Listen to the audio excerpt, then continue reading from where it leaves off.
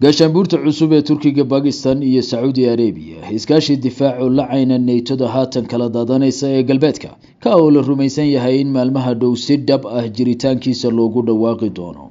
waxaynu dhuganaynaa faa'iidada uu dalalkan u kordhin doono iskarabsigan military ee cusub, cabsida uu goor horeba ku soo kordhiyay bariga dhexe qayb ahaan, sababaha kalifay in xilligan la yagleelo iyo dalalka kale ee la filayo inay laf ahaantoodu gaashaanbuurtan qayb ka noqdaan. shabakad wareedda Bloomberg ayaa maalmo ka hor shaaca ka qaaday in beryaha dhow Turkigu si rasmi ah ugu biirayo heshiiska iskaashiga dhinaca difaaca ah ee Saudi Arabia iyo Pakistan ay gaareen bishii September ee 2025. heshiiskaas oo jaan goynayay iskaalmaysi docda difaaca ah oo dalalkan dhexmara, muhiimadiisa ugu weynina tahay in haddii labada wadan midkood la weeraro ay ka dhigan tahay in labadoodaba la hujuumay ayna si isku mid ah tallaabadaas uga falcelin doonaan. kani waxa uu ahaa heshiiskii ugu horreeyay noociisa ee laba dal oo dunida islaamka ka tirsanay gaaraan, waxaana uu abuuray yididiilo ah in dalalka isku caqiidada ah ee gobol colaadeedka bariga dhexe, koonfurta Aasiya iyo Afrika yeelan karaan iskaashiyo difaac oo meelgal ah.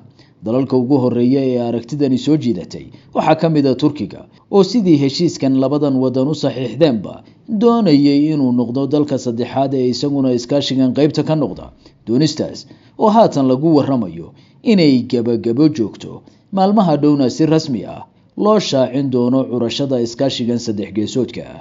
isweydiinta ah maxay isku kordhinayaan saddexdan dal oo tiirar u noqon kara iskaashigooda difaac. doc haddaan ka eegno, Turkigu waxa uu golo keenayaa horumarinta dhinaca warshadaha iyo tiknoolajiyadda ee agabka military. Pakistan iyadu waaba dalka kaliya islaam ah ee quwadda nukliyeerka ku hubeysan, halka Saudi Arabia ay ku gaashaaman tahay cudud dhaqaale oo ay kaalinteeda iskaashigan ku kordhin karto. xulufadan cusub haddii ay dhab u dhaqan gasho, waxaa loogu yeeray inay wax badan ka bedeli doonto jihooyinka dhaqaale, difaac iyo siyaasadeed. meelaha laga filayo inay bilowgaba saameyn togan ku yeelatona waxaa ka mid ah miisaska jaangoynta qadiyadaha qasa, damacyada Israa'iil ee gobolka bariga Afrika, xiisadda taaganta ah ee India iyo Pakistan, ilaa heshiis difaaceedkii Maraykanku kula jiray boqortooyada Sacuudiga oo la fahantiisa la fili karo inuu wiiqmo kadib quwadan cusub ee Riyaad qaybta ka noqotay. Masar oo 2025 iyadu soo jeedisay in dalalka islaamku samaystaan xulufo amni, balse shirkii qadar looga diiday, ayaa lagu wadaa inay iyaduna qayb ka noqoto iskaashigan cusub ee Sacuudiga, Turkiga iyo Pakistan.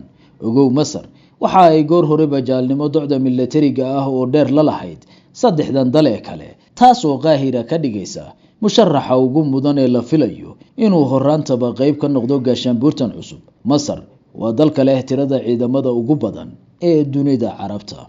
hadalhaynta yagleel ee xulufadan cusubi waxa ay goor horeba walwal ku abuurtay dalalka gobolka ee ay danaha isku diidan yihiin. wadamadan difaaca ku midoobaya waxaa lagu warramayaa inuu socdo dhaqdhaqaaq tusaya in isutaga Imaaraadka Carabta, India iyo Israa'iil doonayaan inay iyana samaystaan iskaashi kan la mid ah. madaxda Imaaraadka iyo India oo shalay shiray ayaa goor horeba kala saxiixday heshiisyo quseeya iskaashi amni, taasoo tustay walaaca ay ducahani ka qabaan unkanka gaashaanbuurtan. khubaradu waxa ay durasaysaa inaysan jirin xulufo ay ku midaysan yihiin dalalka islaamka oo dhan oo wada difaaci karta guud ahaan wadamada. suurtagalnimada midaasi waxaa hortaagan juqraafiga dunida islaamka oo aan ahayn mid hal meel difaaciisa laga jaangoyn karo. tan aan la isku diidanayn ayaase ah in xulufadani wadamada dhisanaya iyo jaalashoodaba wax weyn u tari doonto.